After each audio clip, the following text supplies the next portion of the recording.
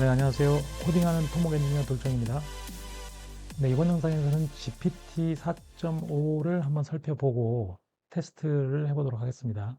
네, 2월 27일 어제 게시물이 올라왔고 기능도 공개가 됐는데요. 소개를 보면 가장 강력한 GPT 모델에 대한 연구 미리 보기. 그러니까 이게 미리 보기라는 거네요. 그죠? 최종 정식 버전이 아니라는 얘기죠. 자, 전 세계의 프로 사용자와 개발자에게 제공됩니다. 이렇게 되어 있는데요.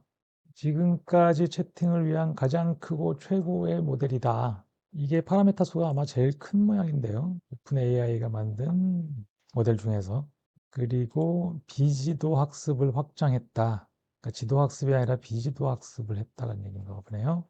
추론 없이도 패턴을 인식하고 연결을 그리며 창의적인 통찰력을 생성하는 능력을 향상시켰다. 그리고 상호작용이 더 자연스럽게 느껴지고 더 광범위한 지식 기반, 사용자 의도를 따르는 향상된 능력, 더 뛰어난 EQ로 인해 글쓰기, 프로그래밍, 실제 문제 해결과 같은 작업에 유용하다.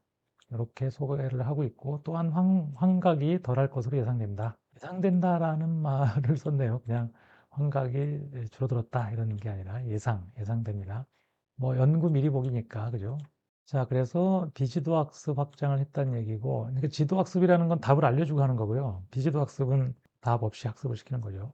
자, 그리고 이런 그래프들이 있는데, 다른 일반적인 벤치마크는 없는 것 같더라고요. 이 그래프들만 있는데, 첫 번째 그래프가 정확도고 두 번째 그래프가 환각률이거든요. 그러니까 정확도는 더 높아졌고 환각률은 떨어졌다. 뭐 이런 뜻인 것 같고요. 그러니까 인간 테스트와의 비교 평가, 인간 협업을 위한 훈련, 그러니까 인간의 필요와 의도에 대해 더 큰 이해를 모델에게 가르치는 것이 점점 중요해졌다. 뭐 그래서 이걸 보면은 4.5하고 4.5를 이제 비교를 했어요. 그래갖고 4.5가 이렇게 세 개 부문에 대해서 세 개 항목에 대해서 다 4.5를 앞섰다. 뭐 이런 얘기죠. Everyday Queries, 그 다음에 Professional Queries, Creative Intelligence 세 개 항목으로 비교 평가를 했다는 얘기인 것 같네요. 자, 이렇게 4.5를 소개를 하고 있는데요. 지금 보면은 이게 모델이 크다고 그랬잖아요. 제일 큰 모델이라고 그랬거든요. 그러다 보니까 이게 좀 비용이 비싼 것 같아요. API 가격 정책. 그러니까 월 정액제를 쓰는 사람은 상관은 없는데 자신의 프로그램이나 웹앱에서 이 오픈 AI의 모델들을 불러다가 쓸 때 API를 쓰게 되는데 그때 이제 가격 정책이 어떻게 되냐 보면은 5원, 이게 5원이거든요. 5원. 그다음에 O3 미니 이런 게 100만 토큰당 5원이 15달러 그죠? 그다음에 O3 미니 이제 미니는 되게 작은 모델이거든요. 그래서 비용이 싼 거죠. 이런 게 1.1달러예요. 그런데 4.5는 75달러입니다. 엄청 비싸죠. 그리고 GPT-4.5는 22.5달러. 그러면 4.5에 몇 배인가요? 30배인가요? 30배? 30배란 얘기죠. 그래서 가격이 상당히 비싸고 이게 모델이 워낙 크고 아마 수동 기능이 들어가기 전에 가장 크게 만들었던 그 모델이었던 것 같아요. 모델이 너무 크다 보니까 효율성에선 좀 떨어지는 것 같죠, 그죠? 아무튼 뭐 학습을 시켜놨으니까 공개 안 하긴 뭐 하고 더군다나 요즘 분위기가 경쟁자들이 막 많아졌잖아요. 그래서 그러다 보니까 공개를 한 것 같은데 시장에서는 조금 반응이 좀 그런 것 같아요. 뭐 딱히 뭔가 충격적인 건 없었다. 그냥 쏘쏘 한 걸로 그렇게 인식이 되고 있는 것 같습니다. 자, 우리는 뭐 이런 거는 크게 관심이 없죠. 그죠? 그래서 우리는 지금까지 제가 테스트해봤던 12문제를 내서 점수를 얼마나 받느냐 이게 관심 있다 보니까 그래서 제가 12문제를 내서 답을 받아놨거든요. 자, 첫 번째 문제입니다. 문자 패턴 인식하는 거죠. 다음에 올 문자열이 어떤 거냐 이거 맞추는 건데 요거는 지금 답이 A, B, C, D, E거든요. 답이 A, B, C, D, E가 된다. 맞췄습니다. 맞췄고요. 그 다음에 두 번째 문제는 어떤 수에 5를 더하면 그 수의 2배보다 3이 작다. 그래서 x는 얼마냐? 요거 답이 8입니다. 정답이고요. 자, 세 번째 문제입니다. 빨강, 파랑, 노랑, 초록, 보라 순서로 색상이 반복될 때 57번째 색깔은 뭐냐? 이게 5로 나눠가지고 나머지 2를 가지고 색깔을 정하면 되는 거죠. 파랑 정답입니다. 3번 문제도 맞았고요. 다음 4번 문제입니다. 5명이 사과를 먹고 있다. A는 B보다 먼저 먹었지만 C보다 늦게 먹고 D는 E보다 먼저 먹었지만 B보다 늦게 먹었다. 전체 순서는 어떻게 되냐? 이런 문제입니다. C, A, B, D, E 네, 정답입니다. 정답이고요. 자, 3명이 일렬로 서 있는데 검정색 모자 3개와 흰 모자 2개를 랜덤하게 씌우는데 자기 모자 색깔은 볼 수 없고 앞 사람 모자 색깔만 볼 수 있는 상태에서 자기 모자 색깔을 맞추는 건데 맨 뒤에 있는 사람과 중간 사람은 모른다고 답했고 맨 앞 사람은 안다고 했거든요. 그래서 그 사람 모자 색깔은 뭐고 어떻게 알게 됐느냐 이런 겁니다. 이거는 각각의 대답에 따라서 경우의 수를 지워나가면 되는 거거든요. 그래서 맨 앞 사람은 검은색 모자를 쓰고 있었다. 정답입니다. 맞았고요. 자, 그 다음에 26개 똑같이 생긴 동전이 있는데 한 개는 가짜고 그게 좀 가벼워요. 그리고 양팔 저울이 있는데 그 양팔 저울질을 최소 몇 번을 해서 가짜 동전 한 개를 찾을 수 있느냐 이 문제입니다. 요거는 그냥 공식으로 풀었네요. 그래서 3의 n승 해가지고 구했습니다. 그래서 3번이면 된다. 정답입니다.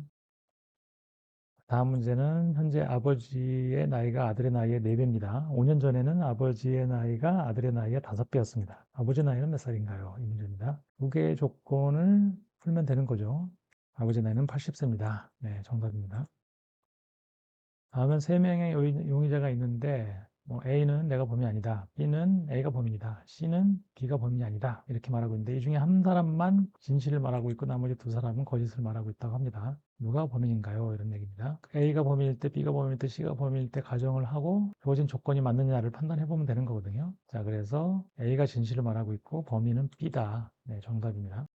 자, 그 다음에 팔면체 주사위 2개가 있는데 그걸 굴리면 2개 숫자가 나오겠죠. 두 수의 곱이 합보다 큰 경우가 몇 번이냐. 요거 확률을 구하는 문제입니다. 자, 요거는 지금 얘가 스스로 판단해서 데이터 아날리시스 기능을 썼어요. 즉 자기가 코딩을 해갖고 풀었다는 얘기죠. 코딩한 걸 보면은 어떻게 했냐면 중첩 폼을 썼죠. 2개 주사위를 실제로 굴려본 거예요. 하나씩 하나씩. 그래가지고 곱을 구하고자 IJ를 곱을 구했죠. 그 다음에 I 더하기 J를 했죠. 그래서 하나하나 한 다음에 크면은 카운팅을 하나하나 쉬어가지고 그냥 일일이 한 번씩 다 굴려본 거죠, 말하자면. 그래서 64분의 48이다, 4분의 3이다 이렇게 갖고 정답을 맞췄습니다.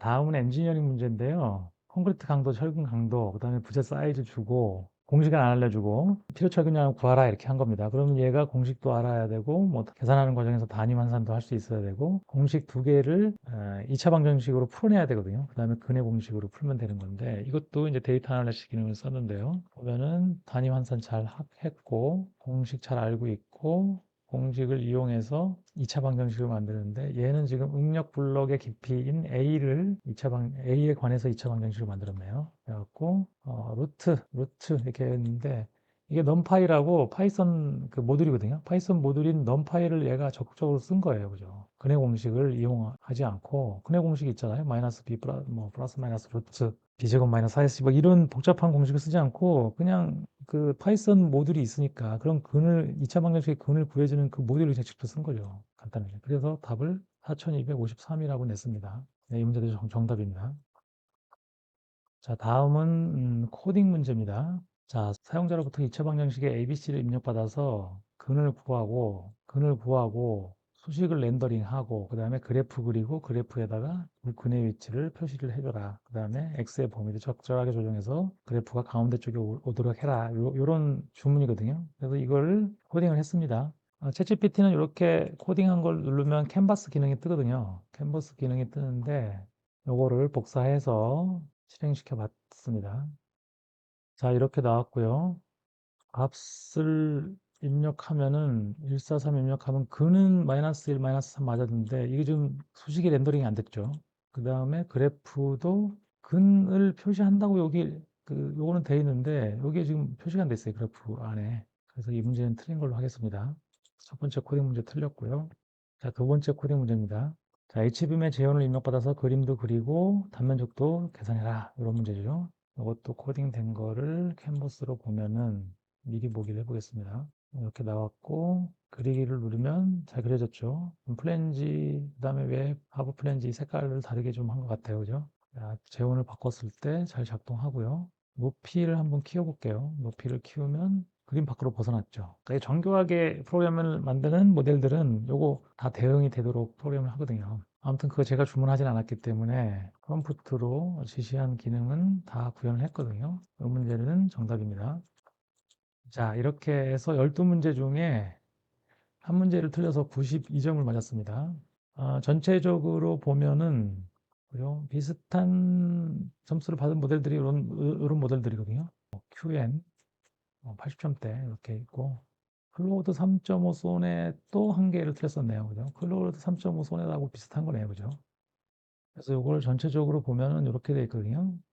그래서 이걸 전체적으로 보면은 1위로 100점을 맞은 게 4개 모델이 있는데 O3 미니 하이, 그다음에 그록 3, 딥식 R1, 그다음에 클로우드 3.7 소넷 요 4개 모델이 지금 100점을 맞았고 GPT 4.5와 같이 한 문제를 틀린 모델들이 제미나이 2.0 프로, 그다음에 클로우드 3.5 소넷 이 정도네요. QN, 키미 이런 모델들이 80점대를 맞았고요. 자, 그렇습니다. 자, 이번 영상에선 GPT 4.5가 한 문제를 틀리면서 2위 그룹에 랭크됐다는 것을 알려드리면서 이번 영상 마치도록 하겠습니다. 네, 지금까지 코딩하는 토목 엔지니어 돌중이었습니다. 감사합니다.